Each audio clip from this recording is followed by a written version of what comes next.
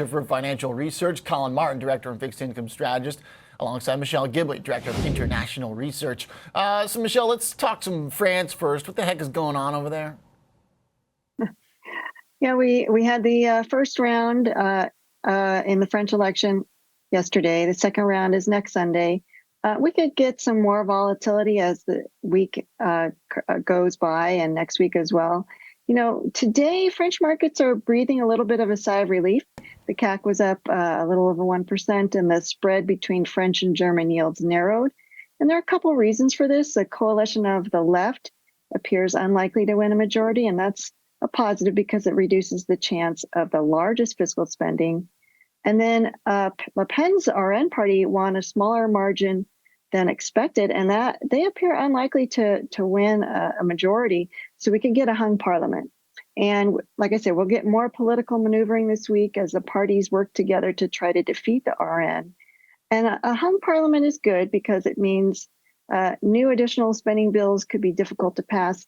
Last year, France had a deficit of 5.5%, so they really don't need any more spending at this point. Okay.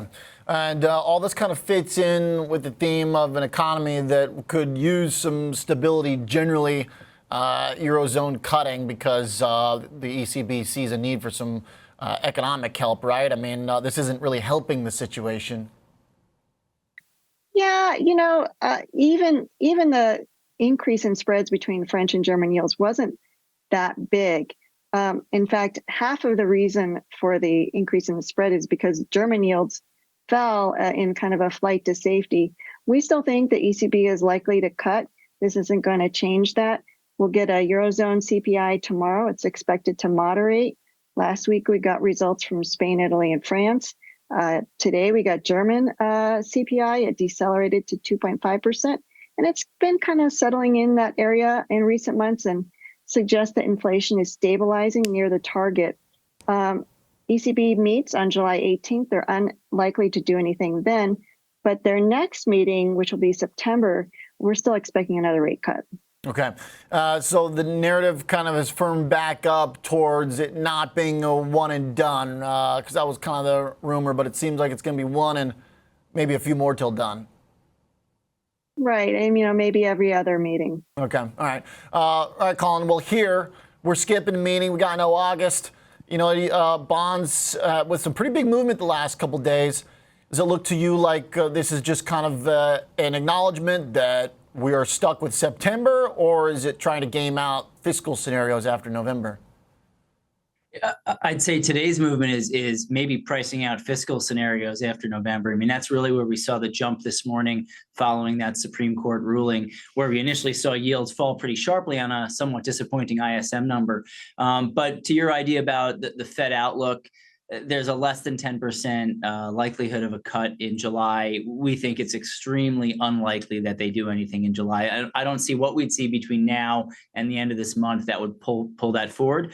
We do think September is still on the table. Right now, if you look at the Fed funds futures market, it's not necessarily pricing in a cut just yet. But I think if we get more of the data we've been seeing, and to steal Fed Chair Powell's line, more good data.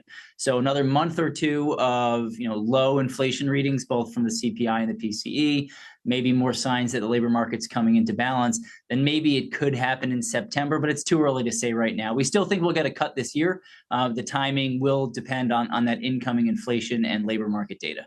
Okay. We hit a new low for the surprise rate, I think, today. So generally things are softening up pretty notably, but also expectations were fairly high. Would you characterize the last month here as bad data, Collin, just or maybe just worsening on the margin? I'd say worsening on the margin, not necessarily bad, maybe just softer than expected. Again, good news on the inflation front. If we look at today's ISM numbers, you could, if it's a binary discussion, you could say bad, because if you look at that 50 level, above 50 is expansion, below 50 is contraction. This was below 50.